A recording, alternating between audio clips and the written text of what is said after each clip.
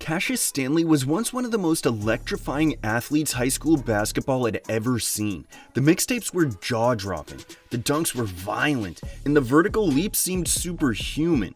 And if you had asked hoop fans in 2019 who the next viral dunker to take over the league would be, Cassius Stanley was near the top of that list.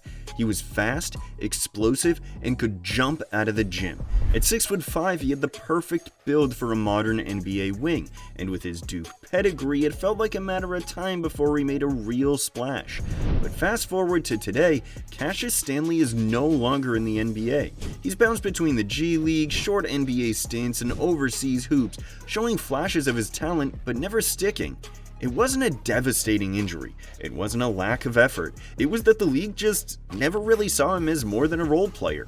And now we're left asking the question, how bad is Cassius Stanley actually? Was he simply a product of mixtapes and highlight reels? Did we overhype him just because of his freakish athleticism? Or did the NBA miss out on letting a special athlete develop? To figure that out, we need to rewind. Before the NBA, before Duke, before the viral dunks and NBA Combine vertical records, this is the full story of Cassius Stanley, and why one of the most athletic prospects of the past decade never quite found his place in the league. Cassius Stanley's rise to basketball stardom started long before he put on a Duke jersey. And honestly, it started before he even became a senior in high school. At Harvard-Westlake, one of California's most respected academic and athletic programs, Cassius was already becoming a human highlight reel. He had the rare mix of speed, strength, and vertical leap that made every play feel like a SportsCenter top 10 clip. From the moment he stepped on the floor, it was clear he had something different. His first step was lightning fast. His hang time felt like slow motion, and he attacked the rim like a grown man.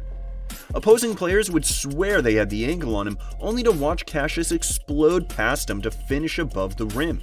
He wasn't just dunking. He was putting on a show. Alley-oops, tomahawks, windmills, 360s. He had a dunk for every occasion, and they all looked effortless. That's when the cameras started showing up. Ball is Life, Overtime, Slam, all the big mixtape accounts began following him around. Clips of Cassius flying through the air started hitting social media almost nightly, racking up thousands of views and turning him into one of the early faces of the viral dunk era of high school basketball. He wasn't just a player anymore, he was a must-see event. But as good as he was at Harvard-Westlake, Cassius wanted a bigger stage.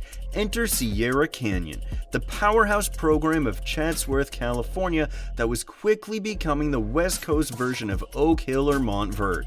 By the time Cassius transferred, Sierra Canyon was loaded. They had Kenyon Martin Jr., Scottie Pippen Jr., and a roster full of D1 talent.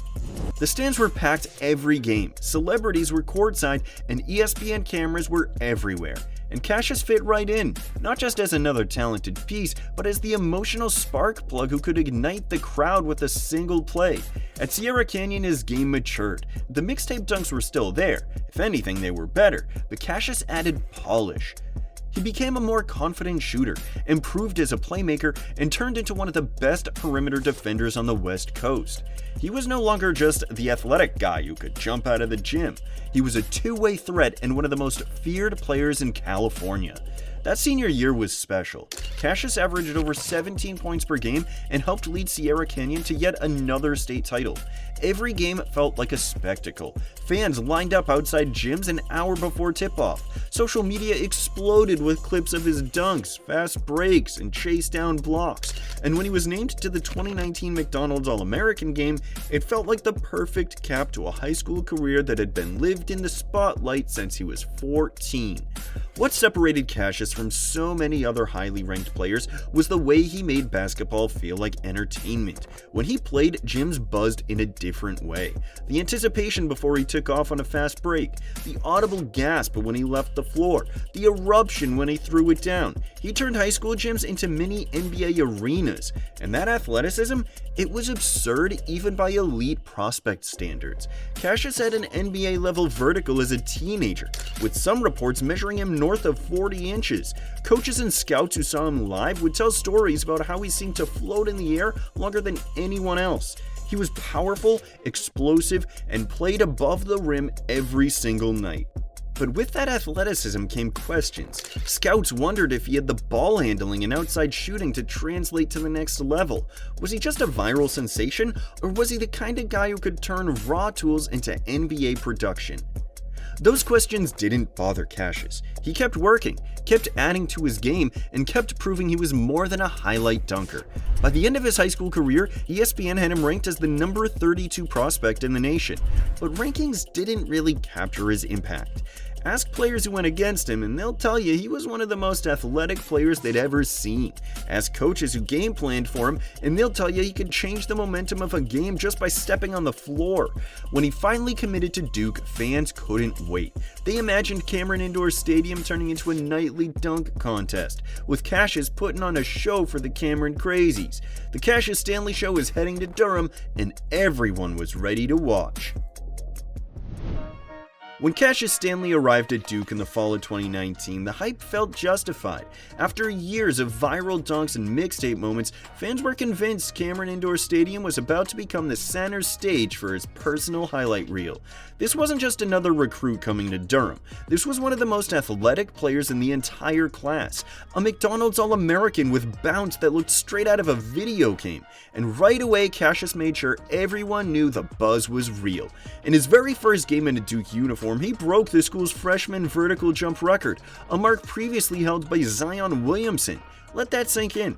Zion, the guy who practically made dunking a religion in Durham, got dethroned on day one by a freshman who hadn't even played a real game yet.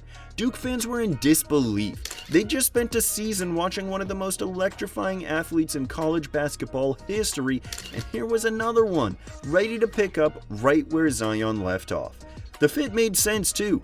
Duke needed an injection of energy after losing Zion, RJ Barrett, and Cam Reddish to the NBA, and Cassius was the perfect jolt. He slotted right into the starting lineup under Coach K, joining a team that featured Tre Jones running the point and a young Vernon Carey Jr. patrolling the paint. Cassius quickly became the Blue Devils' transition weapon, the guy who could turn a simple defensive rebound into a fast break dunk before the other team even knew what happened. But his freshman season wasn't just about dunks. Cassius proved he was more than a YouTube sensation. He averaged 12.6 points per game while shooting nearly 47% from the field and 36% from three. Solid numbers for a first-year player in the ACC. His slashing ability gave Duke a real offensive weapon, and his improved jumper kept defenders honest. He wasn't just jumping over people. He was hitting mid-range shots, spacing the floor, and growing as a complete scorer. The athletic highlights still came, of course. There were games where Cassius seemed to defy physics, skying for alley-oops from Tre Jones, throwing down tomahawks in transition, and getting chased down blocks that brought Cameron Indoor to its feet. One of his most iconic moments came against North Carolina State, when he took off from just inside the free throw line and hammered home a dunk that immediately went viral. The clip was on SportsCenter, all over social media, and became one of the defining plays of Duke's season. Defensively, Cassius showed real promise. His quickness and lateral movement made him a tough matchup on the perimeter, and Coach K trusted him to guard some of the ACC's best scorers. His ability to jump passing lanes and turn steals into transition buckets added to his value. He wasn't just a dunker, he was a game changer on both ends of the floor. But just as Cassius seemed to be hitting his stride, the season took a turn no one could have predicted. In March 2020, the COVID-19 pandemic shut down college basketball just as Duke was preparing for the NCAA tournament. For Cassius, it was a devastating blow. This was supposed to be his chance to showcase his game on the biggest stage, to show NBA scouts he was more than a mixtape star. Instead, his season and his college career ended abruptly. Still, the flashes he showed were enough to intrigue NBA teams. Scouts raved about his elite athleticism, his potential as a two-way wing, and the improvements he'd made to his jumper. The questions were still there. Could he create his own shot consistently? Could he develop as a playmaker? But the tools were undeniable. Cassius declared for the NBA draft after just one season, becoming the latest in a long line of one-and-done Duke players. His time in Durham may have been short, but it was memorable. He brought back some of that high-flying excitement Duke fans had been missing since Zion left, and he proved he belonged at the highest level of college basketball. In the end, his Duke career felt like a preview, a one-season trailer for what could come next. He had shown flashes of brilliance, reminded everyone why he was one of the most talked-about recruits in in the country and positioned himself for the next step, the NBA. The 2020 NBA draft was supposed to be Cassius Stanley's big break. This was the moment, the payoff for all those viral dunks at Harvard Westlake, all those packed gyms at Sierra Canyon, and all those nights at Duke where he looked like the most athletic player on the floor. Fans were convinced Cassius was about to become the next great viral wing in the league. Mock drafts had him anywhere from late first round to early second, and it made sense. He had a ridiculous vertical, a motor that never stopped, and the perfect frame to be a modern 3-and-D wing. But there were still those lingering questions. Could he create his own shot? Was the jumper real? Was he more than just a highlight machine? On draft night, those questions got loud. Pick after pick, his name stayed on the board. Anthony Edwards, LaMelo Ball, James Wiseman, even his Duke teammates Vernon Carey Jr. and Trey Jones went before him. You could feel the tension building. Was Cassius really about to slide out of the draft completely? Finally, at pick number 54, the Indiana Pacers took him, and at first, it felt like a steal. Indy fans loved it. This was the kind of athletic wing they didn't usually get, a guy who could come off the bench, throw down a lob, and inject some life into the building. But here's the thing about being a second-round pick. Nobody is handing you minutes. You've got to take them, and Cassius never quite did. He played in just 24 games as a rookie, barely cracked 4 minutes per night, and averaged 1.5 points per game. Sure, he had a couple of big dunks that went viral, and including a nasty poster that reminded everyone just how freaky his bounce was, but that was about it. Honestly, the highlight of his rookie year wasn't even in a real game. It was at All-Star Weekend when Cassius got invited to the slam dunk contest, which was perfect, because if there's one thing Cassius Stanley was born to do, it's dunk in front of a crowd. His first dunk was this smooth, under-the-legs jam that looked effortless and got a perfect score from one of the judges. But then the overall score came back low and he didn't advance. Fans were heated, but it still reminded everyone just how insane his athleticism was. Unfortunately, that was pretty much the peak of his time in the league. By the start of his second season, the Pacers waived him, and Cassius was back fighting for minutes on G League rosters and short contracts. Still throwing down dunks, still flashing that bounce, but never quite finding a permanent NBA home. Shortly after being waived by the Pacers, the Detroit Pistons picked him up on a two-way deal, but his role was the same: spot minutes, garbage time appearances, and most of his production coming in the G League. And to be fair, he was productive there. But the NBA is all about translation, and that's where Cassius struggled. He wasn't creating his own shot consistently. He wasn't a knockdown shooter at high volume, hovering around 30 to 32% from 3 in his NBA stints, and he wasn't bringing enough playmaking to carve out a rotation role. For all his athleticism, he wasn't changing games, and teams want impact, not just highlights. By 2022, the Pistons let him go. Cassius got summer league looks and G League offers, but the NBA call never came. And so, like many players in his position, he made the overseas leap. After things didn't work out in Indiana, Cassius kept grinding, bouncing between the G League and short-term deals, but eventually he decided to take his game overseas. In September 2023, Cassius signed to play in Israel in the Israeli Basketball Premier League, giving him a fresh start and a chance to rebuild his stock in one of the top international leagues. And for a while, it looked like the reset he needed. He got minutes, got buckets, and reminded people why he was such a hyped prospect coming out of high school.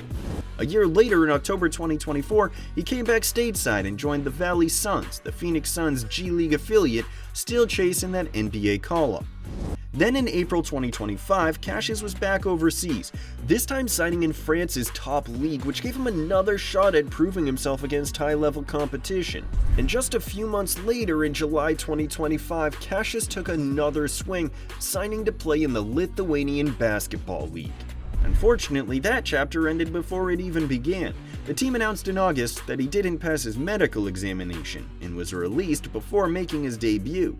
Right now, Cassius is in a bit of a basketball limbo. Still just 26 years old, still one of the most athletic players on the planet, and still looking for the right situation to get back on track.